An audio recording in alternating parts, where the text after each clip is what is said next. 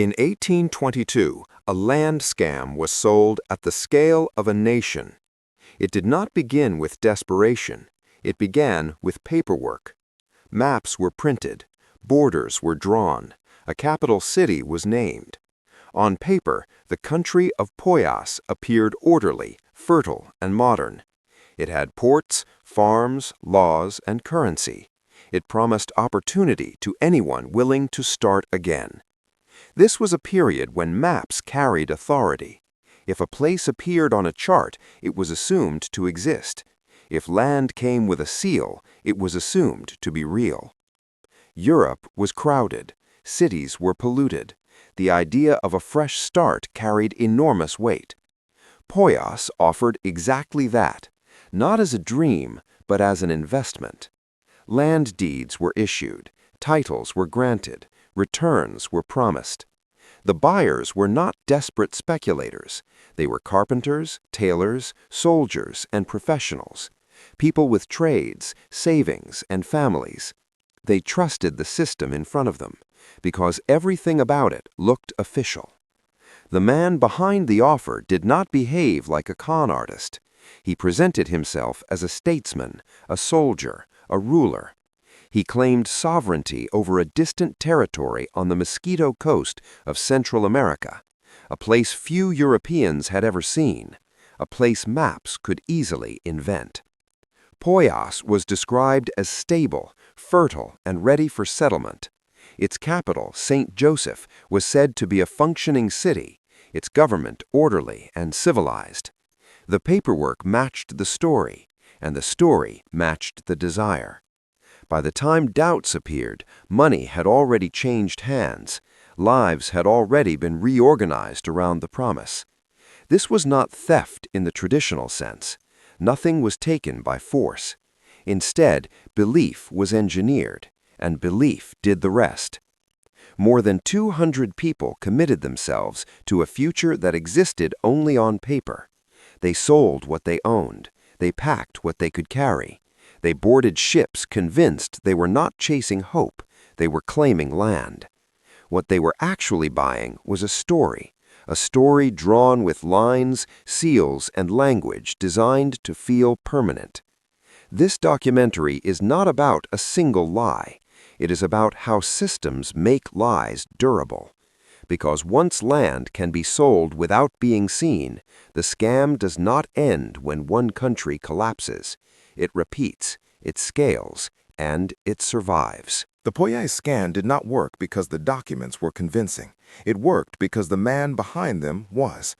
Gregor McGregor was not an outsider. He was not obscure, and he was not unknown. He had served as a soldier. He had fought in South America during the wars of independence. He returned to Britain with real experience, real scars, and real references. This mattered. In the early 19th century, military service carried weight. Uniforms signaled discipline. Medals implied sacrifice. Rank suggested trust. McGregor understood this system well. He did not present himself as a salesman. He presented himself as a ruler. He claimed the title of Cazique of Poyais, a sovereign granted authority over a Central American territory by local leaders, a man who had liberated land and now governed it. The title sounded foreign but legitimate, unfamiliar but official. Few in Britain had the knowledge to challenge it. Fewer still had the means to verify it. McGregor's past made the claim plausible. His confidence made it persuasive. He spoke as someone who had already succeeded, as someone offering access, not opportunity. This is a recurring pattern in large-scale scams. Authority is not invented from nothing. It is borrowed. McGregor wore the appearance of power before asking for belief, and belief followed. He hosted meetings, he gave lectures, he spoke of Poyais as a functioning state, not a frontier, not a gamble, but an established country ready to welcome settlers. He described roads, ports, and public buildings. He spoke of fertile soil and friendly local populations. He answered questions with certainty. No hesitation, no visible doubt. In a society that respected hierarchy, this mattered more than evidence. McGregor did not ask investors to imagine the future. He asked them to recognize a present that already existed. This distinction is critical. Promises invite skepticism. Authority suppresses it. By the time land was offered for sale, the sale felt secondary. The decision had already been made at a psychological level. The buyers were not evaluating a claim. They were accepting a status. Gregor McGregor did not need to convince people that Poyais was real. He only needed them to accept that he was legitimate. Once that threshold was crossed, the rest followed naturally. Maps became confirmation, documents became reassurance, money became commitment. This is how large scams stabilize, not through deception alone, but through social alignment. People trusted the man, and through him, they trusted the country. In the next part, we examine how that trust was converted into something tangible, not speeches or stories, but physical proof, because belief becomes far more powerful once it can be held in the hand. Belief is fragile when it exists only in words, so the Poyais scam moved quickly to make belief tangible. Proof was manufactured, not in the form of witnesses or settlements, but in objects. Maps were engraved, carefully designed, technically precise. They showed borders, rivers, and coastlines. They showed a capital city called St. Joseph. Streets were laid out in grids, ports were marked, infrastructure was implied. These were not crude sketches. They resembled the maps used by governments and trading companies. They looked authoritative because they followed the visual language of authority. In the 19th century, maps were not decoration. They were instruments of power.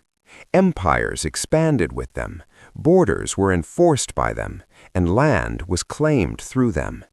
McGregor understood this. The map of Poyais did not need to be accurate, it only needed to look official. Alongside the maps came documents, land certificates, titles of ownership, printed guarantees. Each document carried seals, signatures, and formal language, the kind used by real administrations. The wording was deliberate, vague where verification would be difficult, precise where reassurance mattered. There was even a constitution, printed, bound, written in the language of modern governance. It described laws, courts, and civic order. It implied stability. It implied permanence. Currency followed, notes bearing a coat of arms, symbols of statehood, promises of value backed by authority that did not exist. These objects completed the system. Doubt is easy when nothing can be touched. It becomes harder when belief is reinforced by paper, ink, and ritual. Holding a deed changes behavior. Signing a certificate creates commitment. Exchanging money transforms belief into obligation. This is where the scam crossed a critical threshold. The story was no longer hypothetical. It had been converted into assets. People did not feel like they were trusting a man. They felt like they were participating in a state. Every artifact reinforced the others. The map justified the deed. The deed justified the currency. The Constitution justified them all. None of it needed to be real. It only needed to be consistent. This is how fictional systems become convincing. They are built with the same components as real ones. Once that structure is in place, belief no longer feels like belief. It feels like ownership. In the next part, we examine how these artifacts were distributed, promoted, and amplified. Because proof alone is not enough. A scam of this scale requires marketing. The Poyais scam did not spread quietly. It was advertised. In the early 19th century, mass persuasion did not rely on images or broadcasts. It relied on print. Prospectuses were produced, pamphlets circulated, newspaper notices appeared. They described Poyais as a fertile and temperate land, free from disease, rich in natural resources, ready for immediate settlement. The language was confident and detailed, so detailed that it discouraged scrutiny. Rivers were named, crops were listed, exports were projected. Everything suggested planning had already occurred. This was not an invitation to speculate, it was an invitation to participate. MacGregor positioned Poyais as an answer to a growing problem in Britain. Industrial cities were overcrowded, work was unstable, land ownership felt increasingly out of reach. Poyais was framed as relief, not an escape from responsibility, but an extension of it. Skilled workers were told they were needed, doctors were told there was demand, former soldiers were told their experience mattered. The marketing was selective. This was not sold to the desperate poor. It was sold to people who believed in progress, order, and self-improvement. Lectures reinforced the printed material. MacGregor spoke publicly, describing a country that already functioned, a place with roads, institutions, and a willing population. There was no sense of urgency in his tone, which made the opportunity feel safer. Scarcity was implied, not announced. Land was available, but not unlimited. Early settlers would benefit most. This balance was intentional. Too much pressure creates suspicion. Too little reduces motivation. The prospectus solved both. By the time investors encountered conflicting reports, they had already been reassured by repetition. Different sources told the same story. Print matched speech. Speech matched paperwork. This alignment created confidence.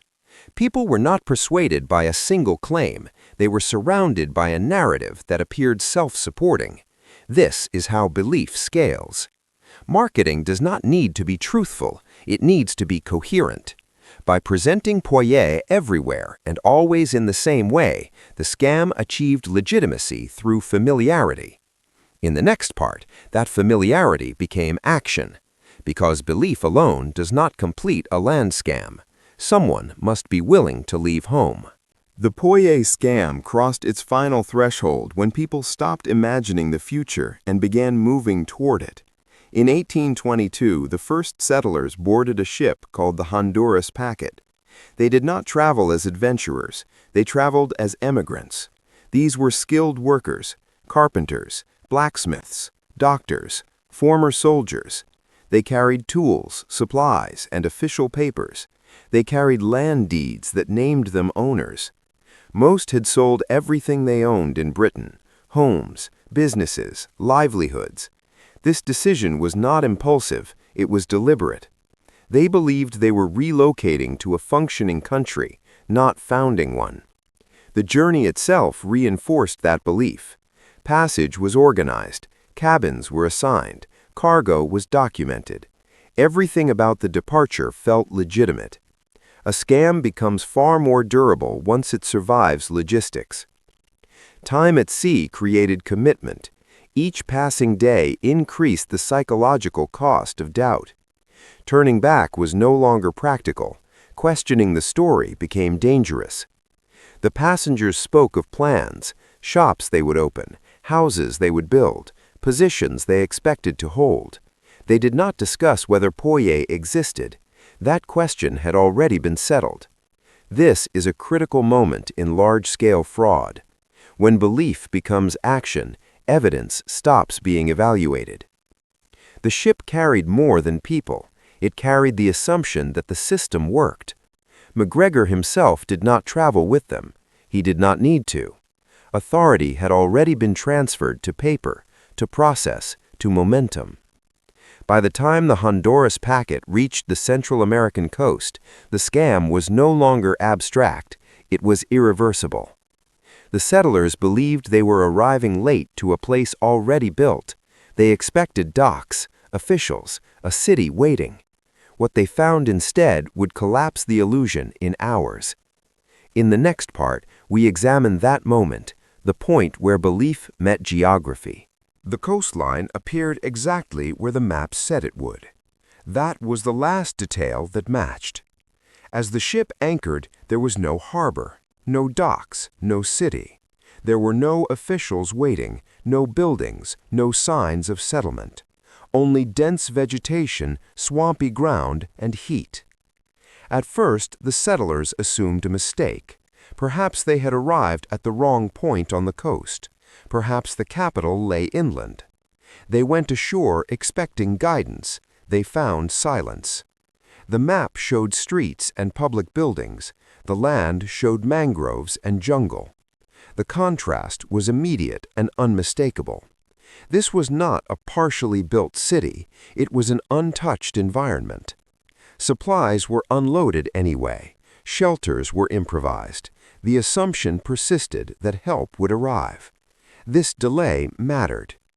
In many large scams, collapse does not happen instantly. It unfolds as denial. Admitting the truth too quickly would mean accepting total loss, so belief lingers. The settlers searched for landmarks named on their maps. They found none. They waited for representatives of a government that did not exist. None came.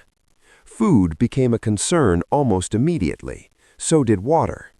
The climate was hostile to unprepared Europeans. Mosquitoes were constant. Disease followed quickly. Still, many refused to accept what was happening. The paperwork said this was St. Joseph. The paperwork had never lied before. This is the moment where the scam's structure reveals its final flaw. Paper can create belief, but it cannot create infrastructure. Maps can define borders, but they cannot drain swamps. By the time reality could no longer be ignored, the settlers were already trapped. The ship that brought them was gone, supplies were limited, and the nearest help was far beyond reach. What they had purchased was not land, it was isolation. In the next part, we examine what happens after belief collapses, but the system that created it is already out of reach. Because survival does not erase a scam, it exposes it. Once the illusion collapsed, survival replaced expectation. The settlers did not abandon the idea of Poyais. Immediately, they tried to recreate it. This response was not irrational, it was psychological. Admitting the full truth would mean accepting that everything had been lost, so the lie was reshaped. Temporary shelters became planned housing. Clearing land became the beginning of a city. Waiting became strategy. Disease spread quickly. Malaria and fever weakened those already exhausted from the voyage. Medical supplies were limited. The doctors among them were unprepared for the environment. Food ran short. Hunting was unfamiliar. Farming was impossible without tools, seed, or cleared land. Still, the belief persisted that assistance would arrive, that the capital was nearby, that officials would appear. This belief was reinforced by silence. There was no clear evidence of abandonment, only absence. In large scams, absence is often misread as delay. Weeks passed, conditions worsened. Deaths began quietly, then frequently. The settlers buried their dead without ceremony. There was no church, no records, no authority to report to.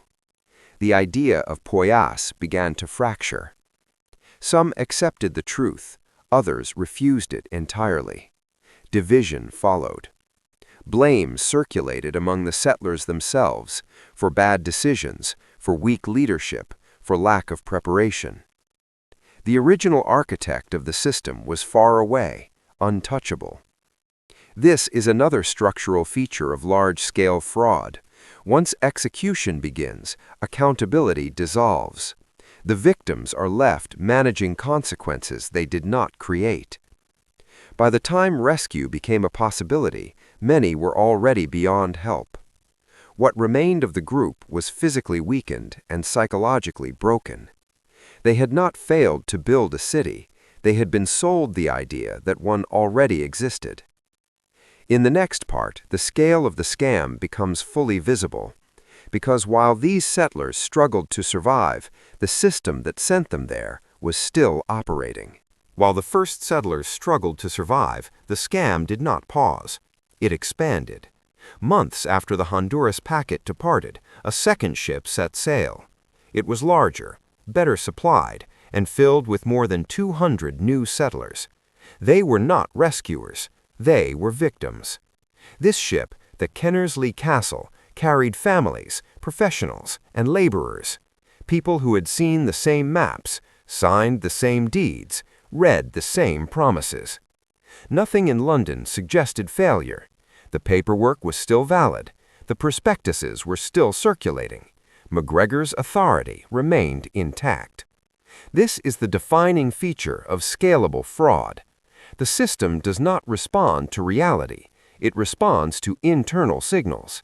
As long as documents circulate and payments clear, the scam continues.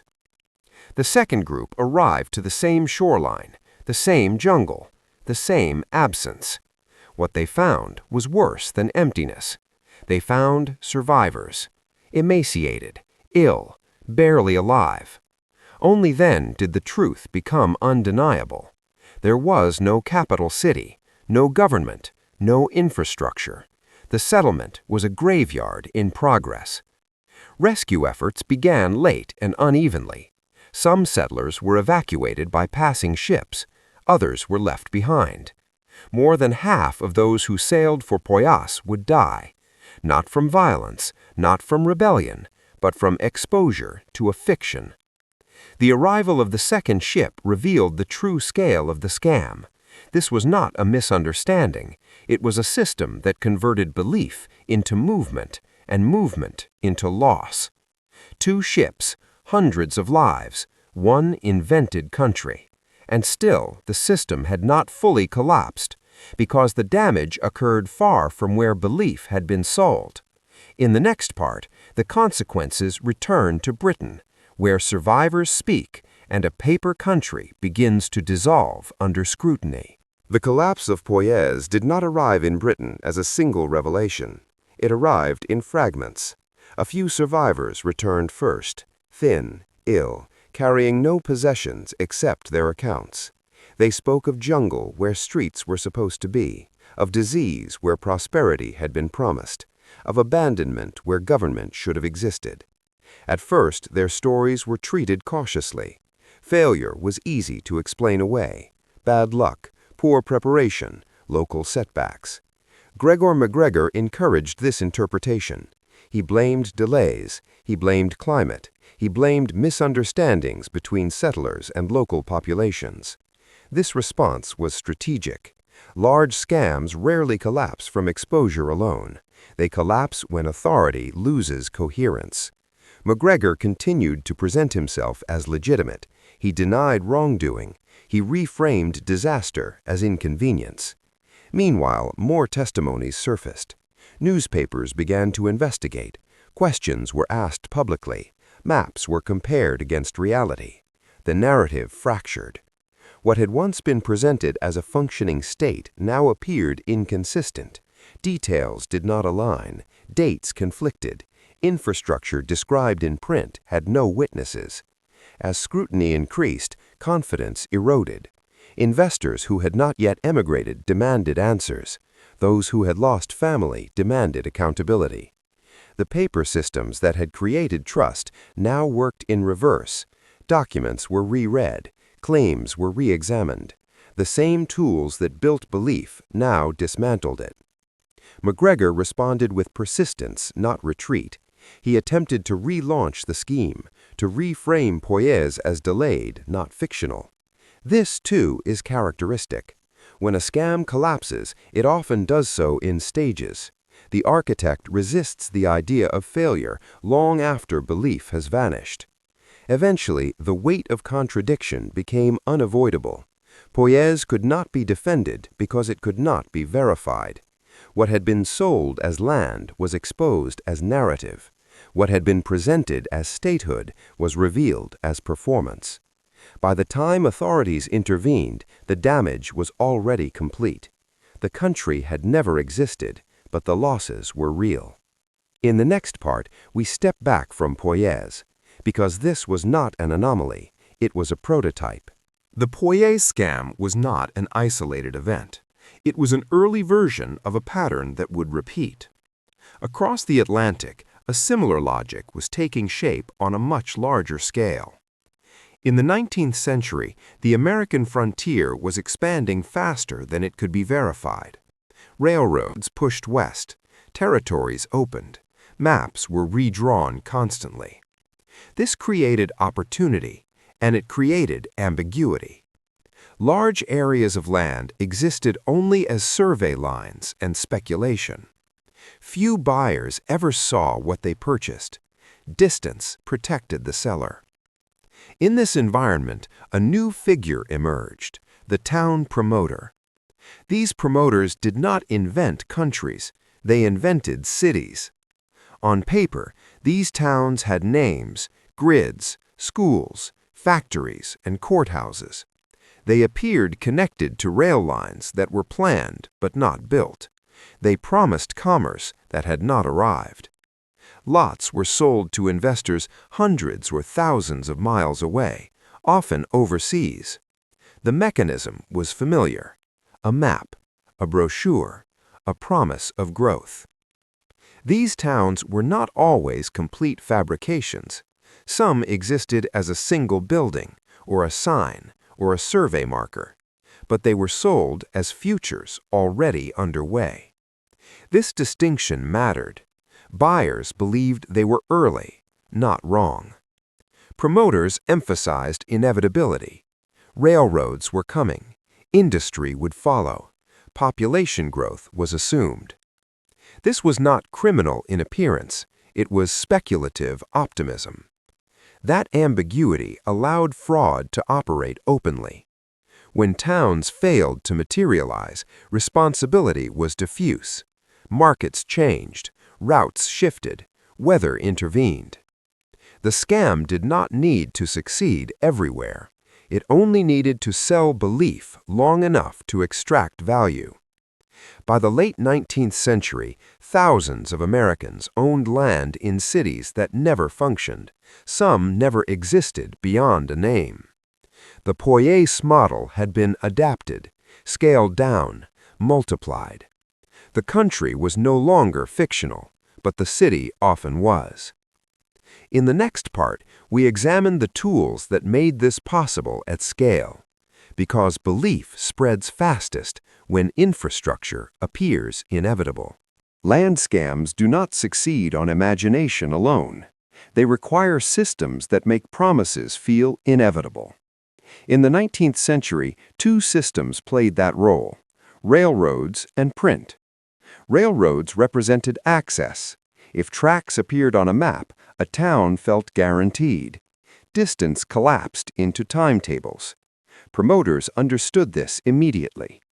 Even when tracks had not been laid, they were drawn. Rail lines were marked as approved, planned, or imminent. These distinctions were rarely questioned. To the buyer, a line on the map was enough. The printing press completed the mechanism. Lithographed brochures showed tree-lined streets, brick buildings, and bustling town centers. Factories smoked in the background. Courthouses stood proudly in central squares. These images were not intended as predictions. They were presented as near certainties. Text reinforced the visuals. Descriptions listed schools, markets, and churches. Sometimes even populations were specified. Numbers gave the illusion of measurement. Together, railroads and brochures created momentum. A buyer did not feel like they were gambling. They felt like they were arriving early. This distinction protected the scam. If a town failed, it was explained as timing. The railroad had been delayed. The market had shifted. The opportunity had not disappeared, only postponed.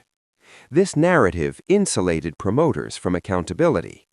Responsibility was distributed across systems no one controlled directly: transportation, markets, migration. The scam did not need to invent land. It only needed to exaggerate certainty. As long as infrastructure was portrayed as inevitable, belief could be sustained without verification. This is the same logic that powered Poyais, but now it was industrialized. The tools were faster, the reach was wider, and the victims were harder to trace. In the next part, we focus on one of the most profitable variations of this system, where land that could barely support life was sold as paradise. One of the most profitable land scams in American history relied on a simple transformation. Swamp became farmland. In the late 19th and early 20th centuries, vast areas of Florida and the Midwest were marketed as agricultural paradises. On paper, these lands were fertile, drained, and ready for cultivation.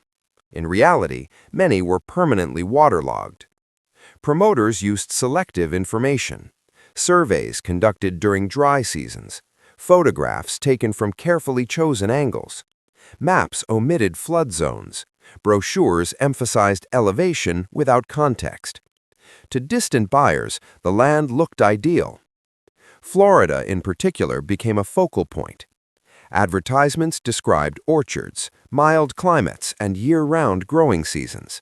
Disease was dismissed or ignored. Drainage was promised as inevitable. Families invested their savings in plots they never visited. They believed they were purchasing productive land, not speculation. When settlers arrived, they found standing water, mosquito infestations, soil unsuitable for crops. Draining the land required capital far beyond what individuals possessed. Entire communities stalled before they began. Once again, the system absorbed responsibility. Promoters blamed weather. Local officials blamed geography. Buyers were told progress would come with time. The scam succeeded because it operated within plausible deniability. The land existed. Ownership was real. Only the future had been fabricated. Thousands of families were left with deeds to land they could not use, land that could not support the life it had been sold to enable. This version of the scam was quieter than Poyais. No single collapse, no dramatic revelation, just slow realization. In the next part, we examine a different environmental lie, one that sold not soil, but climate itself. As settlement pushed farther west, the land scams adapted again. This time, the promise was not drainage, it was rain. Across the Great Plains, promoters repeated a theory that sounded scientific. They claimed that farming itself would change the climate. Plow the land and rainfall would increase. Cultivate the soil and the desert would soften. The phrase was simple: rain follows the plow. This idea provided moral permission. It framed settlement not as risk, but as progress. Railroads, banks, and land agents repeated it, not as speculation, but as emerging science. Maps marked arid regions as future farmland.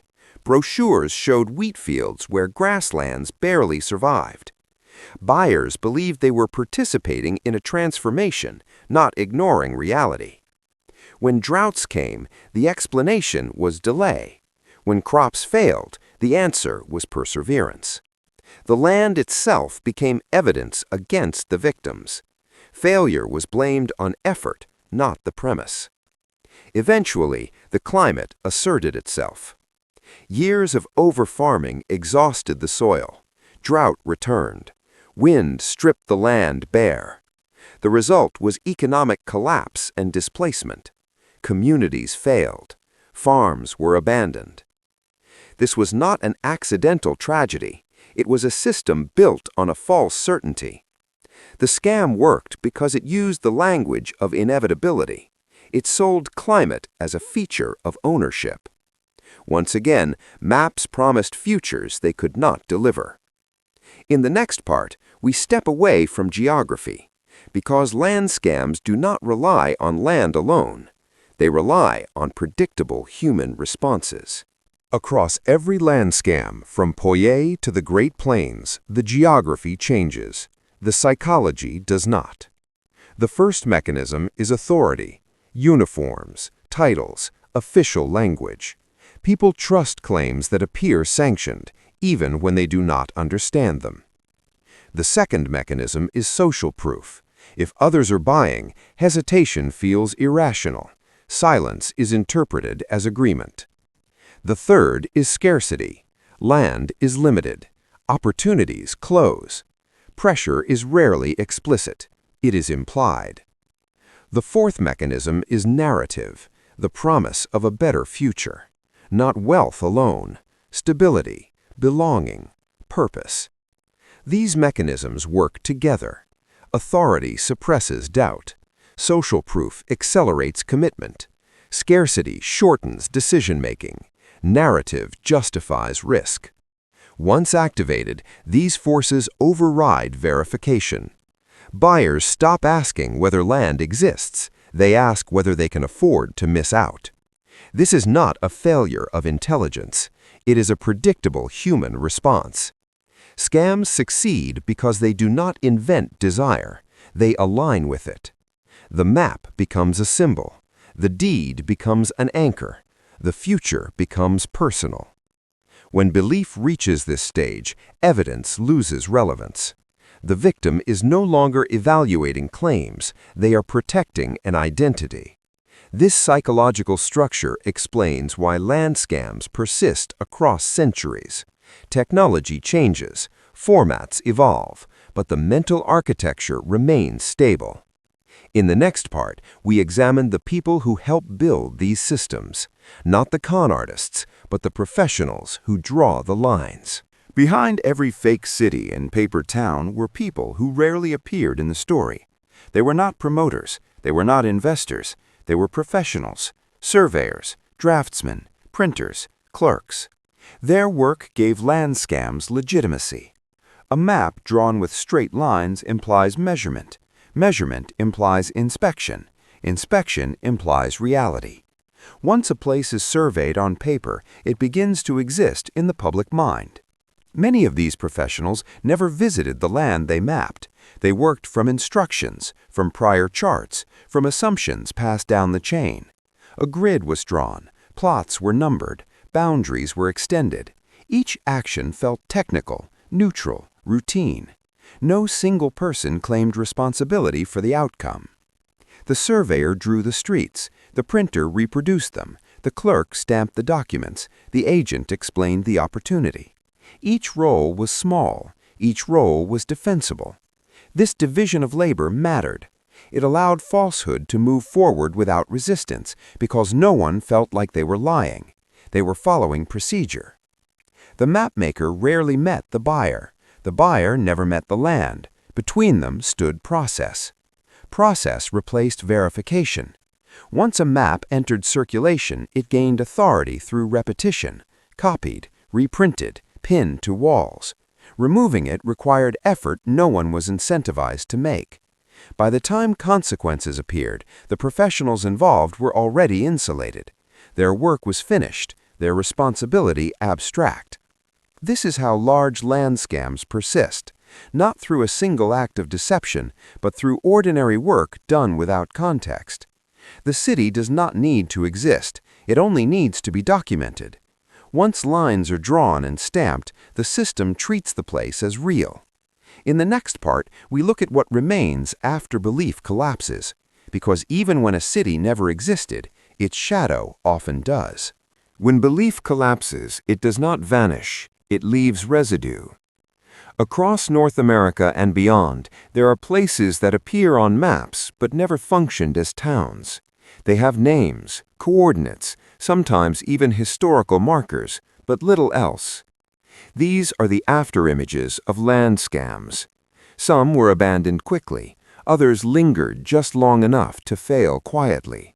A few buildings might have stood, a road might have been graded, a station platform might have been planned. Then progress moved elsewhere. What remains today is absence, empty roads that lead nowhere, foundations without structures, signs pointing to places that never arrived. To a passerby, these locations feel like accidents of history, failed towns, unlucky settlements. But many were not accidents at all. They were the end state of a system that converted belief into paperwork and paperwork into movement. Historical plaques often soften the story. They speak of harsh conditions or changing markets. They rarely mention deception. Museums display maps, deeds, and brochures behind glass, clean, orderly, separated from consequence. Descendants of settlers may find a family name in an archive, but no grave, no building, no place to stand. The physical landscape is indifferent. Grass grows where streets were planned. Wind passes through where homes were promised. The city exists only as a reference. This is the lasting effect of land scams. Not just financial loss, but erasure. Places that were sold never had the chance to live. They failed before they were born. And yet their names persist. In old maps, in records, in memory. In the next part, we examine how this pattern survives into the present, because the land scam did not end with paper. The land scam did not disappear. It migrated. What paper once accomplished, pixels now perform. In the modern era, cities no longer need to be engraved, they can be rendered. Three-dimensional models replace maps. Animations replace surveys. Interfaces replace deeds. The visual language has changed, but the promise has not. Entire developments are now sold before a single foundation is poured. Luxury towers rise in simulations. Resorts appear in promotional flyovers. Neighborhoods exist fully formed on screens, complete with sunlight, landscaping, and crowds that do not exist. Buyers are told they are early, that access is limited, that progress is already underway. Ownership is confirmed digitally, with a click, with a token, with a certificate stored inside systems few buyers fully understand and fewer can independently verify. The act feels final, decisive, official. Verification, however, remains absent. Distance is no longer geographical, it is technical. The land may exist, but the future attached to it often does not. Construction timelines stretch quietly. Milestones are rephrased. Completion dates soften into roadmaps. Delays are explained calmly. Market conditions, regulatory approvals, supply constraints, unforeseen complications. Each explanation sounds reasonable in isolation. Together, they form a buffer between promise and accountability. Responsibility blurs. Online forums fill with reassurance and doubt. Some investors defend the project. Others begin to ask questions. Language shifts subtly. From certainty to patience. From ownership to participation. From guarantees to belief. The same psychological mechanisms repeat. Authority is implied through design. Scarcity is suggested through limited access. Social proof is displayed through dashboards and metrics. Belief is maintained not by geography, but by interface. This is not a failure of technology, it is the continuation of a system. The map has become a render. The deed has become a digital claim. The distance between buyer and land has widened again. And just as before, the system does not require the city to exist. It only requires enough people to believe that it will. In the next part, we examine why this belief persists, not because people are naive, but because hope remains one of the most valuable commodities ever sold. Land scams persist because they do not sell land, they sell renewal.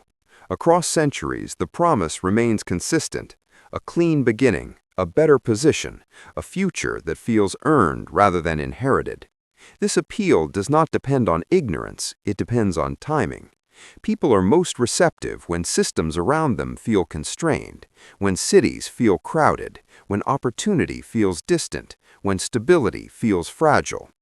Land becomes a symbol, not just of ownership, but of control. To buy land is to imagine permanence, to imagine a place where effort translates directly into outcome. Scams exploit this translation. They do not challenge reason directly, they bypass it. The promise is framed as sensible, measured, aligned with progress. Buyers are told they are not escaping reality, they are positioning themselves within it. This framing matters. Hope is not presented as emotion, it is presented as planning. A map feels analytical, a deed feels responsible, a development timeline feels structured. Each element reassures the buyer that this is not belief, but foresight. Once that identity is adopted, contradiction becomes uncomfortable. Doubt feels like personal failure. Verification feels like distrust. Walking away feels like surrender. So belief is defended. Not loudly, quietly, by waiting, by rationalizing delays, by reframing uncertainty as patience.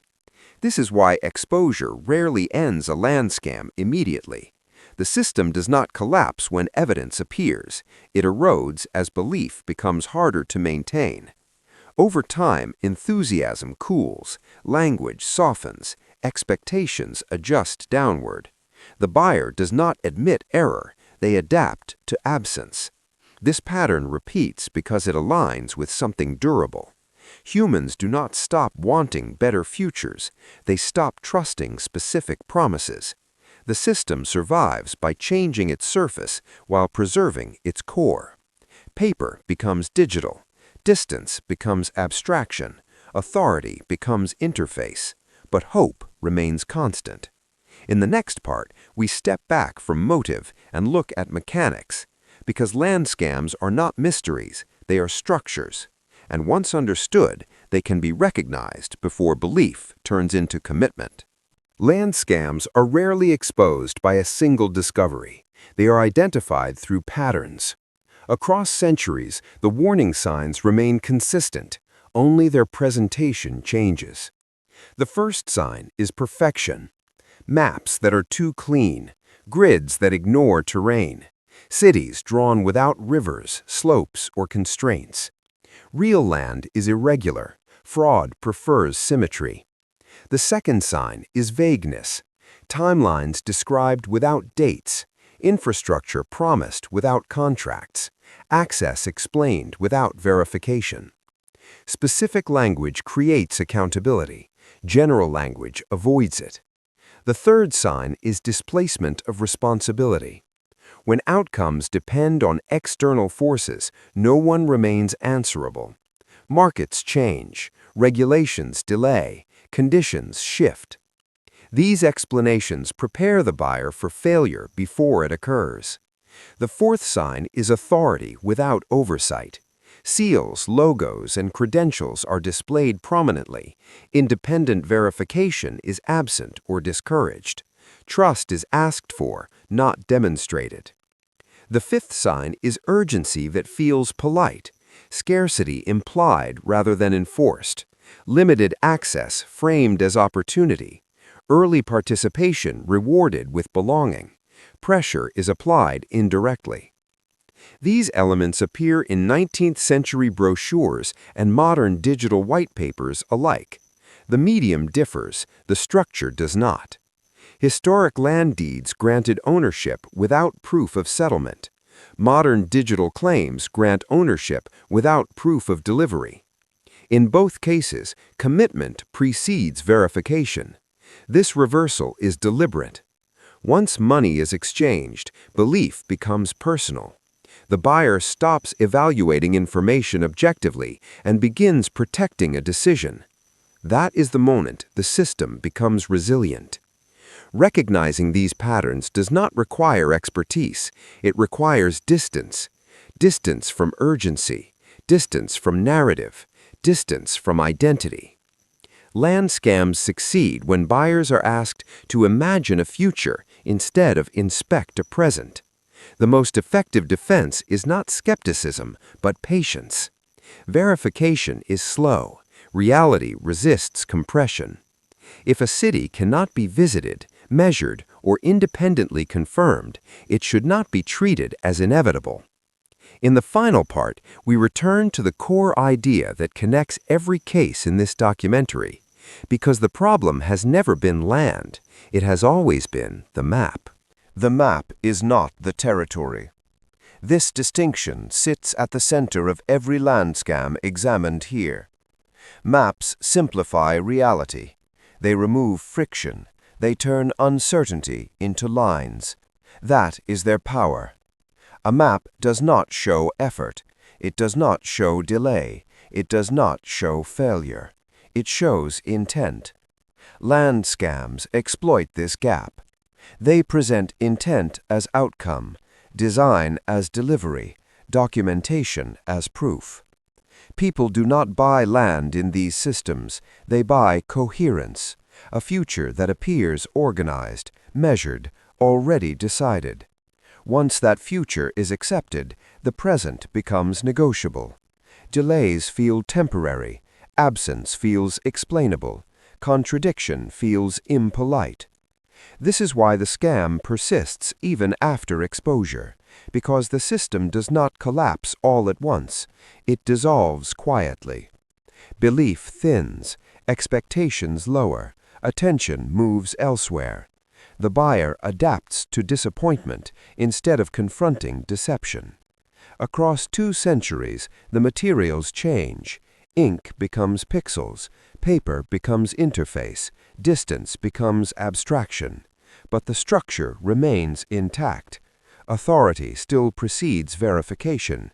Commitment still precedes evidence.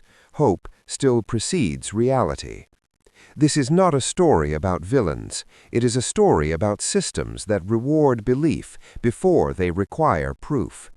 People did not lose money because they were careless. They lost it because the system made belief feel responsible. The lesson is not to reject ambition or optimism or the desire for better places. It is to separate representation from reality. A map can guide exploration. It cannot replace inspection. A document can record ownership. It cannot guarantee existence. When futures are sold in advance, the burden of proof must move backward, not forward, because once belief is exchanged for ownership, the system no longer needs to deliver. It only needs to endure. And it will, until maps are treated as questions, not answers. That is where this history ends, not with a warning, but with a rule. If a place cannot be verified in the present, it should not be purchased in the future, because the map is never the territory.